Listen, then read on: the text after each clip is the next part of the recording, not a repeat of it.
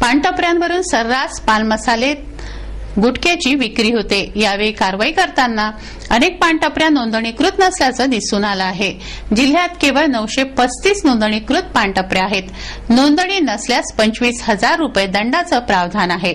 2006च्या कायद्यानुसार 12 लाखाहून अधिक टर्नओव्हर असलेल्या टपरी चालकांना नोंदणी अनिवार्य आहे। याविषयीची माहिती अन्न व औषध विभागाचे सहाय्यक आयुक्त V. देशपांडे यांनी दिली आहे।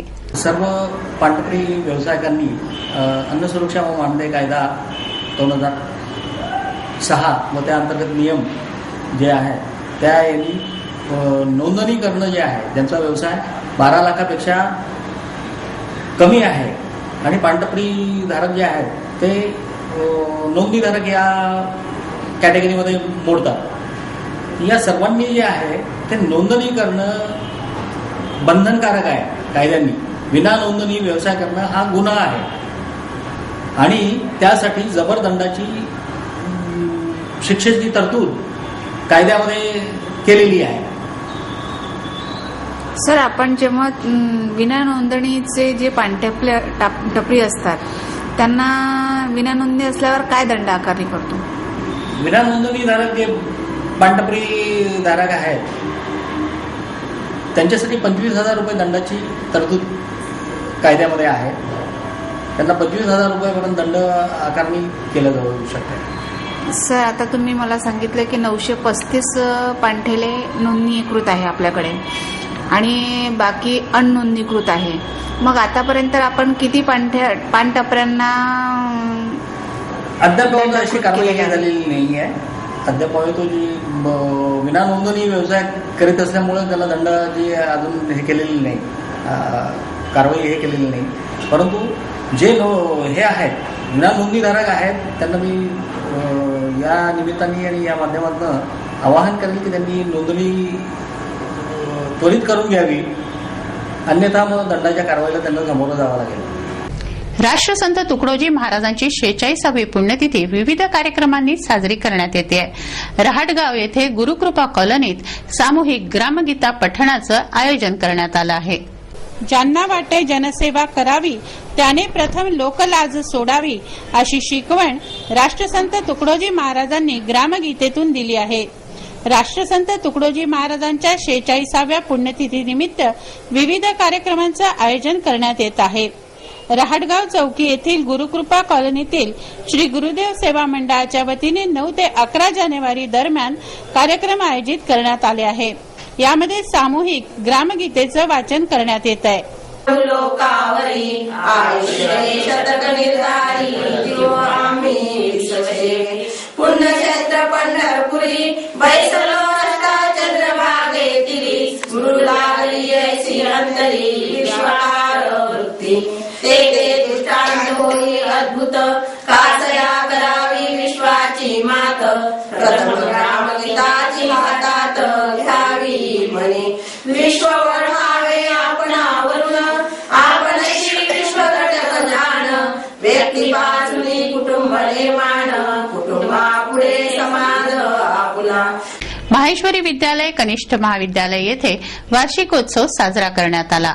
वार्षिकोत्सवामध्ये आनंद मेळाव्याचं आयोजन करण्यात आलं। विद्यार्थ्यांनी मेळाव्याचा आनंद लुटला।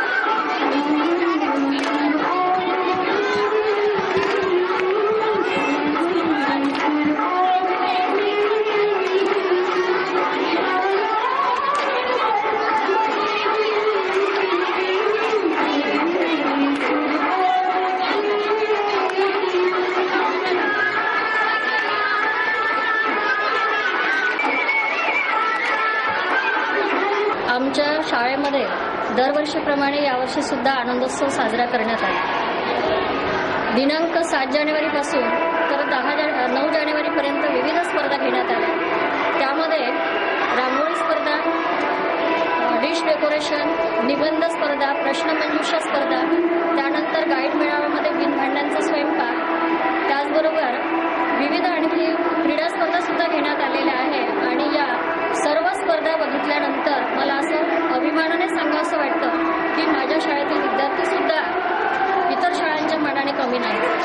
लहानांपासून मोठ्यांपर्यंत सर्वांनाच पतंग उडवण्याची हौस असते. पतंग कापण्याची, पैजा लावणे याचा आनंद पतंग उडवणाऱ्यांसोबत पाहणाराही घेत असतो.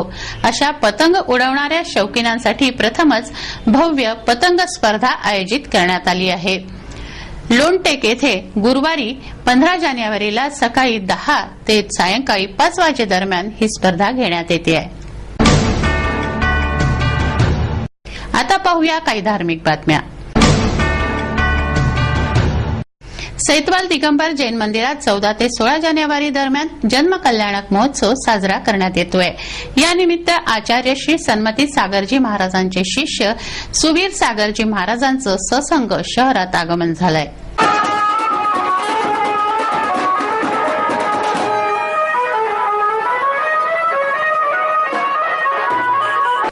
सैतवाल दिगंबर जैन मंदिरात भगवान पार्श्वनाथ स्वामींचा जन्म कल्याणक महोत्सव आयोजित करण्यात आलाय. 14 ते 16 जानेवारी दरम्यान होणाऱ्या या महोत्सवासाठी आचार्य श्री सुवीर सागरजी महाराजांचं शहरात आगमन झालं. आचार्य श्री सन्मती सागरजी महाराजांचे शिष्य आचार्य श्री सुवीर सागरजी महाराजांचं स्वागत करण्यात आलं. वाजत गाजत त्यांना मंदिरात आणण्यात आलं. या स्वागत समारोहाला जैन समाज बांधव सहपरिवार उपस्थित होते.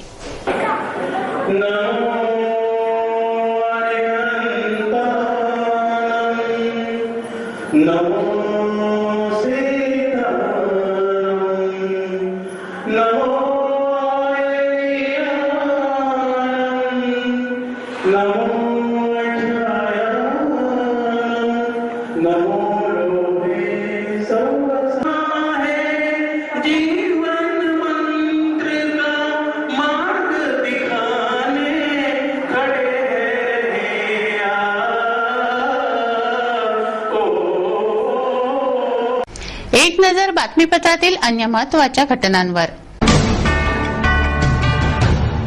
जिल्हा परिषदेच्या महिला व बालकल्याण विषय समितीची सभा घेण्यात आली.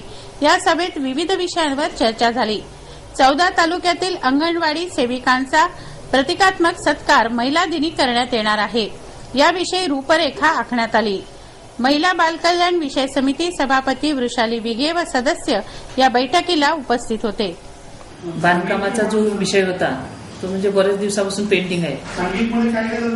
10, 11, 12, 13 आणि 13-14 जे बांधकाम आहे ते अजूनही अपूर्णच आहे. म्हणजे काही ठिकाणी झाले आहे, काही ठिकाणी अपूर्ण आहे. त्यापैकी चांदूर रेल्वे तालुका आणि वरुड तालुका या 2 तालुक्यातच जवळपास बांधकाम अंगणवाडीचे पूर्ण झाले आहे आणि बाकी ठिकाणचे अपूर्ण आहे. तर अपूर्ण जे बांधकाम राहिलेले आहे त्यांना लवकरात लवकर पूर्ण करण्यात यावे असं आजच्या मीटिंगमध्ये ठरवलं. आणि त्याचप्रमाणे जागतिक महिला दिनाच्या दिवशी 8 मार्चला 14 तालुक्यात अंगणवाडी सेविका ज्या उत्कृष्ट कार्य करते त्यांना पुरस्कार देण्याचं आजच्या मीटिंगमध्ये ठरवण्यात आलं. हे बातमीपत्र एवढ्यावरच थांबवूया. पुन्हा एकदाच्या ठळक बातम्या.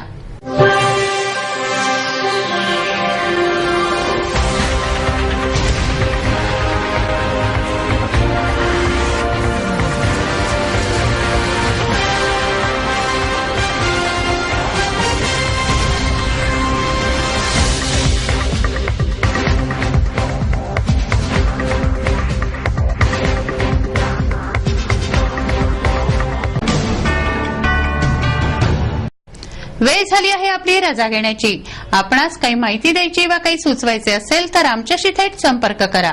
आमचा पत्ता सिटी न्यूज कार्यालय धनराज लेन सक्कर 7 अमरावती. आमचा फोन नंबर आहे 2570-32-6 आणि वेबसाईट पत्ता आहे www.citynews.net.in.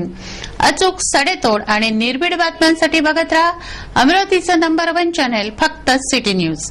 बातमी आमची, विश्वास तुमचा.